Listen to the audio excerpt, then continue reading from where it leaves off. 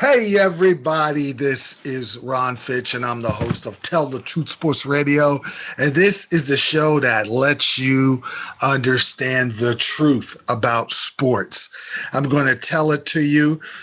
And also, I have a guest reporter, Donald Collins from the Average Joe podcast in LA. He did a terrific job. I got him on my show to talk about LA sports and the NFL, and you'll hear great stuff. But first, I got to talk about college football. Georgia versus Tennessee. And there are two matchups that are about pace. Pace. This Georgia-Tennessee game, Ole Miss, Texas A&M. Speed team that likes to run fast break offenses, 90 snaps per game against the power, punch you in the face defense. We're going to run in between the tackles. We're going to throw the ball. We're going to move the ball. We're going to move it at our pace, those type of teams. Georgia does that well. Georgia's the best defensive team in the entire country, going up against a great, and I mean great, Tennessee offense. And Jordan Davis and Thibodeau from Oregon are two best defensive players, and probably two best players in the entire country. And Jordan Davis coming back instead of going to NFL is a scary proposition because you can't block him. He's big, he's quick on his feet. He can get to the quarterback, he can stop the run, he can do everything. And the rest of that defense is scary, and they got a really good short down corner. They have an okay corner. And I think Tennessee's going to go after the okay corner because Tennessee's caught fire. Velus Jones Jr. has had 5 touchdowns. He's playing well. Tyon Evans is running the ball pretty good.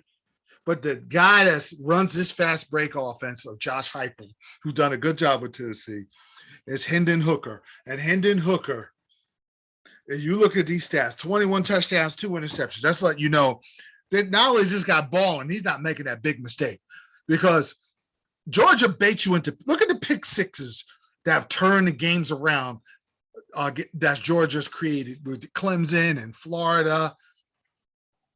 This is going to be a little more problematic, and I'm going to tell you something.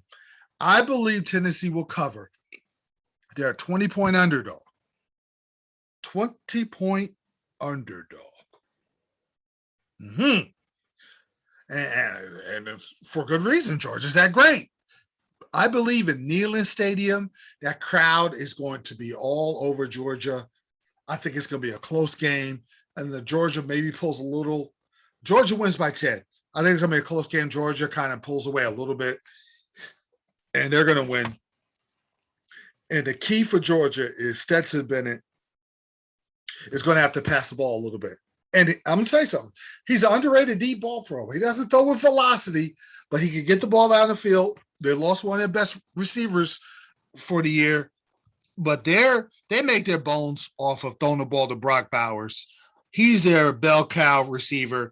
6 touchdowns, 493 yards, and Zeus White running the football in between the tackles. They are power running, punch you in the face, get the ball out quickly, get the ball to tight ends down the field in the seam routes type of team. And what Georgia's got to do is get Tennessee, because Tennessee likes to go quick, 8 seconds or less. Get them to go 8 seconds or less, but get them 3 and out and wear Tennessee's defense out. That's going to be a problem because of how efficient that Hendon Hooker's been playing and how efficient Tennessee's playing. And I'm going to tell you something else. Tennessee's kind of turning a corner from a winning cultural standpoint. They won in Kentucky. They look different. They gave Alabama trouble. They don't look like their usual rancid, get beat up by the top SEC team, Tennessee team we've seen in the past. They're getting better fast. And I think the whole college football world, I could be wrong.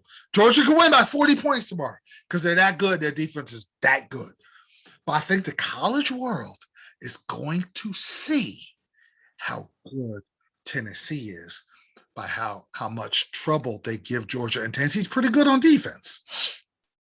And I want to see a game where Georgia gets scored on a little bit, and now Stetson Bennett's out of his comfort zone. His team's out of their comfort zone. Now they got to dig deep and do some things they haven't had to do, but they have to do to win a ball game. Like Stetson Bennett's got to now Tennessee's in the box. They got 9 in the box, and they're daring to say, okay, Stetson, you're good, huh? You're real good. All right, show us. And now you take away their tight end. Now he's got to go to their receivers. Now he's got to do something different. Can he do that? That's going to be a key for Georgia. Can Georgia win? I don't want to say a shootout, but win a game where the other team gets 14, 20, 21 points in an unusual type of a game. Can Georgia get it done? And I'm going to tell you the X factor for Georgia is Darnell Washington. They're the big tight end. Get him the rock. If they get him the ball, they're going to be good to go. And then that'll be the key. I think that Bennett makes enough plays. Hooker shows everybody how good he is, and he's a potential NFL prospect. He gets sacked and it doesn't face him. He got sacked 5 times last week. He was like, okay, so what?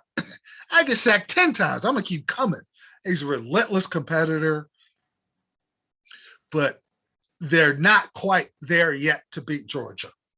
But Neyland Stadium's gonna be rocking. That's gonna have a little bit of an effect on Georgia. This will be the first time Georgia will be in a little duress, but this is the time that it's still Georgia's time to get to the SEC championship. And is it time for them to get to the finals? We'll see. The other big game is Ole Miss versus A&M. And if A&M runs the table, they have a chance if Alabama loses against Arkansas at home or at Auburn, which has given them trouble traditionally in Auburn. Now, I'm going the other way. I like Ole Miss. Calzada is not going to. Now, they were conservative because they could just beat up on Nix and Auburn a little bit at home. They're going to be in Ole Miss. I think that they're going to have the game plan perfect. I think Corral has a good game. I think Texas A&M, they really play well at home. The pressure is going to be on Texas A&M because now they know that they could win out and get in to the SEC final to play Georgia. I believe Ole Miss spoils their season, beats them. Corral does his job, and they run it enough. Snoop Connor is going to be a factor, passing and running. I think he gives them that balance. Corral does enough because he's a terrific runner too, and he doesn't just run, he runs to pass. He's not just a guy that just run out of the pocket. He's a high IQ quarterback, 16-2. That should tell you something. 16 touchdowns, 2 interceptions. I think Dontario Drummond makes enough big plays. Isaiah Spiller could be the key. If Texas A&M is going to win, Isaiah Spiller is going to run all over Ole Miss, and their time of possession will favor Texas A&M. The time of possession favors Texas A&M. They're okay. They can keep that high-powered, high-octane offense off the field. I believe they will not.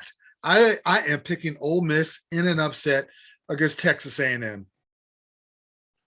Now, the other game is Purdue, Ohio State. I like Ohio State. I think Purdue bad. Purdue's not as good as the Michigan States, and they beat Michigan State, but I'm just saying they're not as good as the big blue bloods, but they are feisty.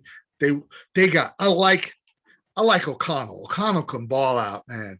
They're a tough team. They're going to give Ohio State some trouble. Ohio State to win at home. Baylor, Oklahoma is going to be a shootout. I'm riding with Oklahoma all the way. I love Caleb Williams in this game. He's going to outplay Bohannon. And I like Oklahoma to squeak out a win at Baylor. And Baylor loses their 3rd game of the year. The other big game is Michigan-Penn State. I'm not picking Michigan. There's no way. No way. I am picking the Michigan Wolverines. I don't even want to look at the stats. I don't care what the analytics say. I don't care what. I do not trust Michigan after that debacle. I've always picked Michigan. They've suckered me into draw me back in. Oh, Michigan's back, and then they end up losing. Not this time.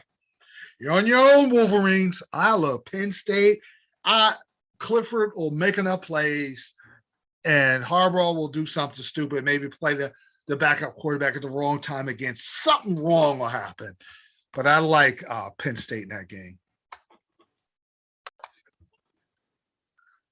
All right, I'm pleased to have Donald Collins from Average Joe Sports. What's going on, buddy? What's going on, man? Just another day in the neighborhood, brother. Where do you live? I live in Azusa, California, just a few miles east of Los Angeles, California. Wow, I visited California. I went to Dodger Stadium to see the Dodgers and the Yankees. It was an amazing experience. I love Dodger Stadium. Loved it. And what was crazy about Dodger Stadium is there's a park you could park in and walk without paying. Oh, yeah. Most people. Yeah, that's where I was. That's where I was. Most people try to elect to do that. You know, that's how they make their money, the parking. So, yes. Yeah, yes. absolutely. Yeah. Yes. But what I wanted to talk to you about, LA's hot right now because you got the Rams, the Lakers, and a lot of the great teams. But I want to start college football. Do you think USC could come back? Because it's a USC Dodger Laker town. Right. Oh, man. I mean, I hope so. I'm still through and through. I'm still a USC fan. Fight on. That's in my heart of hearts. I love USC. But, you know, it seems like we just haven't really completely just landed back on our feet since all the sanctions and, you know, the whatever happened with Reggie Bush and the Matt Leinarts of the world and you know, the rescinding of the championships and all those Heisman trophies and whatnot. But I mean, it's tough. Obviously, there's a vacancy. You know, there's a vacancy that's going to be out there. And as far as the head coach, I think eventually, and I'm optimistic that we'll finally get a decent coach in there, and hopefully we'll be able to turn it around and be like the other LA teams that are starting to pick up some steam. Yes. Let's do the NFL. The Rams pick up Odell Beckham. I believe in my heart this is the perfect spot for him because of the structure of McVay's offense. They needed another guy to go at Cooper Kupp. He'll be happy. He'll live in LA. I think this is perfect. Von Miller's coming. I think they're going to get better toward the end of the year when all these parts start to play with each other. What do you think? Yeah, I think it's a perfect fit. I think it's probably, I don't want to say the last fit for Odell because he's so young, but I don't see another fit that's better than what, like you just alluded to. I don't see a better fit for him. I think he still has some talent. There's some untapped potential in there. I think it's bigger than just that spectacular catch on primetime TV years ago. I think it's a perfect fit. I think it's a perfect fit because obviously Odell has a big personality, but now he's surrounded with other guys that have big personalities that can kind of own in and channel that in. And obviously we all know the old adage that winning cures all. So when you go around and you get into the locker room with a guy like Von Miller, a guy who's won, who's a big personality in itself, but a guy who's won, and say, hey, brother, hey, little bro, like I've won. This is what it takes to win. I know that you got your own flavor to you, but, you know, this is what it takes to win. So if you just rock with us, we can really, you know, win a ring. So I want to break this down from a defensive standpoint first. With now they've triple teamed Aaron Donald every game. Can't really do that because Von Miller's still unblockable on the edge. Right. So now you have to have a guy that could chip him on the edge. Now you got to deal with Donald and Floyd, who's underrated. Yep. So you got that covered, but you got the back end covered because Jalen Ramsey comes in, he's shutting down your top receiver. So exactly. They're going to be very, like last week was an aberration. They're going to get their guy. They got with Odell and Miller, that's huge upgrades. They're going to be better, but they got both the back and front ends solved now. Right, exactly. So they're going to be extremely formal on defense. They have so many layers. Obviously, you know, like you said, you have Aaron Donald up front. You need double teams, you need triple teams, you need a whole Mack truck to try to protect the quarterback for this guy. Floyd, obviously underrated, and then you add Von Miller to the mix with that move that he does, where he kind of undercuts the offensive that tackle, that speed move that he does. They're going to be extremely tough, man. I mean, I think there's a way in which if you're willing to take credit or take the simple deposits, meaning the short and intermediate passing game, if you're willing to kind of slowly grind down the field, I think there's a way to beat them. But it's going to be tough. It's going to be tough, man. I mean, you got, like you said, you got all these star players. It's tough. Listen, I want to do my show in LA. So I definitely have a vested interest in the Rams getting to the Super Bowl and playing in LA. I did pick the Rams, but the one thing I want to hear your opinion. This is very important. Right. You know, you have Higbee, who's underrated, Kupp and Woods. Kupp and Woods are terrific route runners, by the way. They're the best route runners in the NFL to go along with what Beckham can do. Can Henderson and Higbee give you that in-between tackle running? Because in McVay's offense, it's a flow type offense where they fake the handoff and then Stafford goes the other way. It throws it 15, 20 yards down the field. But to sell that, you have to have that powerful running game that makes the defense honor the running game. And do you think that Henderson and Sonny Michel can give them that to keep the defense honest? Yeah, I mean, I think in theory they can. I think they have the talent to do so. The thing that worries me the most, I guess, from a Darrell Henderson perspective, and Sonny Michel as well, is durability. As you know, that we have an extended season, and Darrell Henderson really hasn't had this type of workload. This is kind of like his first kind of cup of tea of fully having the offense, right? As you know, this was supposed to be Cam Akers' offense with a little dash of the other running backs. But that's what worries me the most is durability. Is it sustainable from a health perspective? Darrell Henderson has had issues as far as staying healthy in the past, and so is Sonny Michel. So I think from a talent perspective, they can be the right guys to complement the receiving core and to kind of do work that Sean McVay flow offense. So it's just a matter of can they sustain this throughout the longer the season. So I mean, that'll be interesting to see, something to definitely pay attention to. Oh, I can't wait to hear your next response. Are you believing the Cardinals? Oh man, I am. Their defense, I think, is the truth. Obviously, there's a huge blow they had with J.J. Watt, but I love I love them boys. I love what the linebackers are able to do. They're Chandler Jones and the boys on the defensive line. What they're able to do. Again, Buda Baker in the corner. I love their defense, but their offense, obviously, they're special with Kyler Murray. But on my show, what I alluded to is somebody as special as Kyler Murray from an athletic perspective. What worries me the most is that he takes a lot of sacks, a lot of drive killing sacks, where he runs out and he's a smaller guy, so he's not going to step up that much and draw back 3 or 5 yards and then step up and make the throw. He's usually going to be scrambling around. Maybe he throws on a run, but he's taking a lot of sacks. A lot of drive-killing sacks when he's scrambling around. So that kind of worries me. And then also that second receiving option. Who's going to step up? Yeah. Who's going to step up? Obviously, they traded for Zach Ertz. But who's going to step up outside of D-Hop? Is it A.J. Green? Is the smaller guy, Rondell Moore? Is he Christian Kirk? They're going to need a second option to truly elevate himself.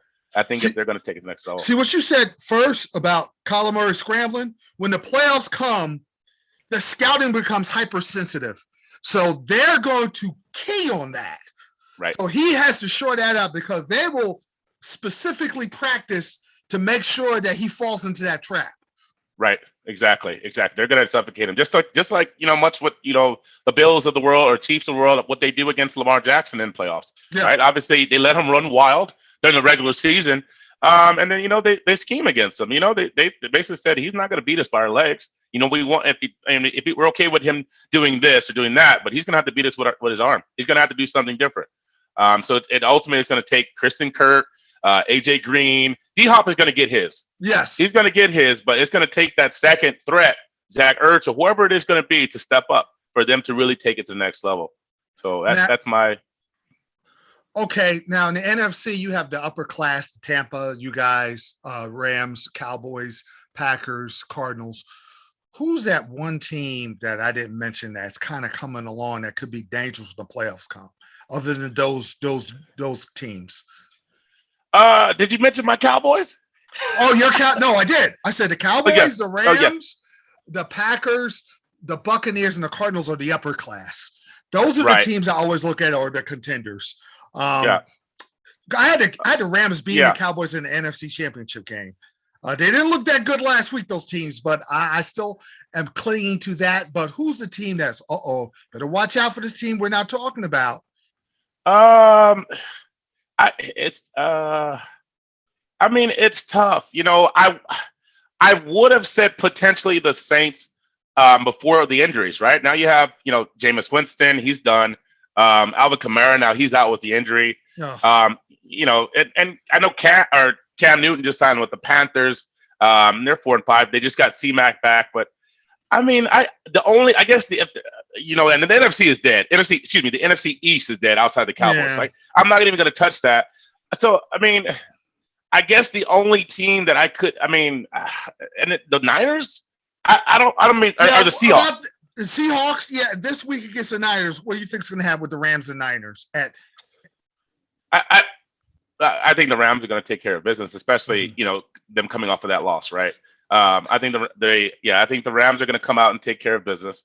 I look for them to probably cover the spread. Honestly, I think they're going to be reinvested. They've obviously got they want revenge for what happened last week, and obviously they got kind of a shot in the arm or a kick with the Odell trade, so I firmly believe that the Rams are going to come out and take care of business. But I guess that it would have to be the Seahawks or the Niners, and if I have to pick one, I guess through history I'd go with Seattle. With Russell, pedigree. The pedigree. You got Pete Carroll. You got Russell Wilson coming back. You got DK Metcalf, Tyler Lockett. I think Chris Carson he's back at practice this week. I don't know if he's going to play, but I guess if you have to pick someone, I'd go with the Seahawks of the world instead of Carolina or Saints now. Now let's go to AFC and my guy. I love this guy, Justin Herbert. Woo! Okay. I love this guy. They're not quite ready yet, but that AFC West is good. What do you think is going to happen with the Chiefs and the Las Vegas Raiders? The Chiefs have won, but they look raggedy. That's the one word I can think of is just raggedy. Right. And they're going to Vegas. The Raiders have D-Jax. Maybe that'll give them a little sparks because Ruggs is gone, obviously. But what do you think about that game? I think as of right now, just like you said, they're playing. The Chiefs are playing raggedy. I'd take the Raiders. And miss everything that's happening, all the noise outside, outside the lines. I'll take the Raiders. The Chiefs went in and they played the Packers. They played Jordan Love. I believe it was his first career start. They've won. They look awful. Their offense look completely stagnant. They won, I think, 20-13. And the Packers, they looked awful too. With not a rookie, but second year first start with him kind of controlling the offense. They still had a chance from start to finish. The Packers did. So the Chiefs look bad. They look stagnant. They're not. What the difference is, as like I talked about with the what it takes to beat the Rams, is that you're going to have to take those deposits. You're going to have to take the short and intermediate passing, and that's what teams are forcing the Chiefs to do. They're taking away those big plays. They're taking away the big plays from Tyreek Hill, Travis Kelce, and they're making them have a flow of offense. They're making them consistently deposit. Have this 8-yard pass, 7-yard pass. Can they consistently do that for sustain that for 8, 9, 10 plus drives? And they show that they can't. They can't do it so far. Their offense looks stale. So I'd take the Raiders. If I had to put money on, I'd take the Raiders to beat the Chiefs this weekend. I agree. The AFC is Tennessee with Adrian Peterson. They would have been, if Henry was healthy, I would have had them. But the whole AFC is kind of suspect. It's just one big logjam of 3 and 4 lost teams. And anyone can take over. I think it's going to be who's healthy. Right. Because, exactly. It's going to come down to. And the point about the Chiefs, other than the Bills, historically, every team that took a beating in the Super Bowl, the following year, that conference, they're not so tough. We could beat them now. And it's like the conference gets bolder and they have the game plan, the blueprint. So the following year, they struggle with that beating they took, like that boxer that got knocked out, that's trying to regain their confidence. And that's what the Chiefs look like. Right. Exactly. Yep. They look defeated from start to finish.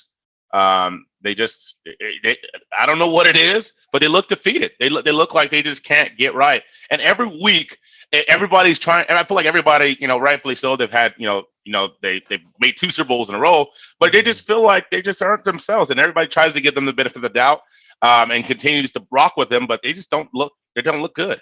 They don't look good. We have to come to reality. We have to enter 2021 that the Chiefs are not a good football team right now.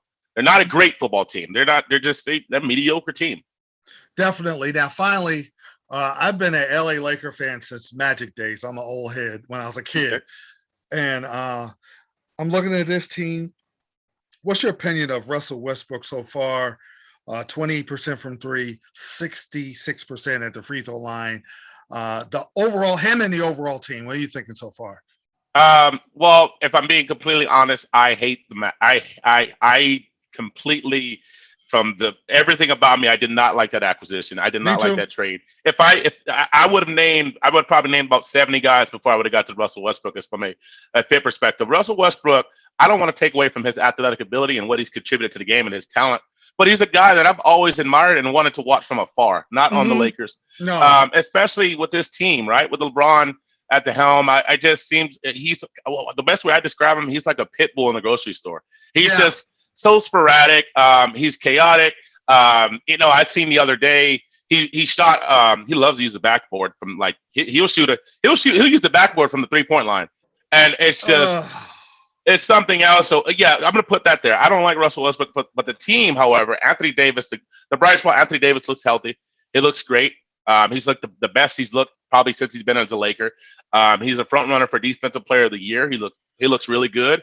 Avery Bradley looks formidable. He looks like a good plug-in starter there. It's scary. LeBron, obviously, Father Time is undefeated, and it seems like LeBron from a basketball perspective was kind of like Brady-esque so far until the last year and a half or so, where he's starting to have these nagging injuries, and now we're understanding that Father Time is undefeated, and it spares no one. So, do I think this team will? Obviously they'll come together and they'll make the playoffs, but they're not a championship team right now. But what helps? I don't like no one in the West. I think the West got a lot of good teams. They don't have that team that just sticks out. Phoenix is good. Utah's good. Denver's good. So that's what helps LA. But you know what could help LA if they ever got to the title? There's one guy that's a wild card. It's Horton Tucker. Because we don't know how good he is. He's getting better and better and better. And he might be that guy that you play at the fourth quarter, maybe bring Russ in the game, and then have him come out in the end and let Horton Tucker play with LeBron and AD, because Horton Tucker's getting so good. And we haven't seen him yet. That's my wild card if they're ever going to get to the finals. Absolutely. I like him. And the kid's he's like, is he barely 21? Is he even 21 yet? I think he's still 20. Yeah, he's definitely the wild card. He's something that we're definitely going to need him to elevate a game, continue to elevate, right? He's been elevating. He needs to get healthy. But yeah, that's definitely a wild card there. So I can see him definitely taking us to the next level. The Warriors are too. The Warriors are. We'll see what happens. Clay is continue to ramp up his rehab, and they look good. Obviously, we've seen the Clippers. I hate to talk about the Clippers, but they're up. They've won 6 in a row. Paul George looks like top 2, top 3, him and Curry as far as MVP so far. And then we'll see what happens with Kawhi. But again, listen, THC, the Clippers remind me of the Cleveland Browns until I see them in the finals. I'm with you, brother. I'm with you. But now I love Phoenix. I love Denver. I love what Jokic did the other day. I felt that. I like with Murray coming back. But I think LA could get to the finals because there's no one that's blowing me away that's going to pull out of the pack. And I think Horton Tucker is the key. That's definitely key. Finally, before I let you go, bruh, see, I'm an East Coast guy, Jersey guy. I did not know the Pac-12 was that good in basketball. Holy crap. Yeah. Oregon, UCLA, Oregon State, they wore everyone out in the tournament. So now I got to stay up late to watch these teams. Yeah, exactly. Yeah, I'm starting to. With that being said, I'm starting to get more involved with college basketball because, like you said, Oregon State, USC. We all know what UCLA with Jonathan just saying. They got the young brother that's potentially supposed to be a top 5 pick, and Peyton Watson coming off the bench. We'll see. Obviously, I think his role will be. I think he'll start to become a starter towards the tourney once the tourney starts. But yeah, they got a lot of great teams. I don't know. We'll see if anybody can take down Gonzaga. They look, I love Chet Holmgren. I followed him since he was in 9th grade. I love that dude. I do love Gonzaga. Just when you think that maybe the brother's too frail and he's put on, but he just continues to bang tough. He bangs. I mean, he's for his size. Got He's good IQ too. That's what I like Yep. about him. Yeah. He's extremely good. And you know it's crazy. Coming home on LA's the worst traffic I've ever seen in my life. So I had to take an opposite direction from Dodger Stadium. So I was going in the Pasadena area or where UCLA is. It's gorgeous. UCLA, Westwood, that's my bucket list to go visit that campus, man. Yeah, it's nice. Wow. Yeah, but it's a good area. Yeah, I had to let you go. You were terrific. I knew you were going to be terrific. That's why I got you. I appreciate you, man. I'm looking to do a show in LA and on LA Talk Radio, so I'm gonna keep you in mind. Before the Super Bowl, I want to get out there and we'll do something. Okay, sounds good, man. Yeah, keep in touch.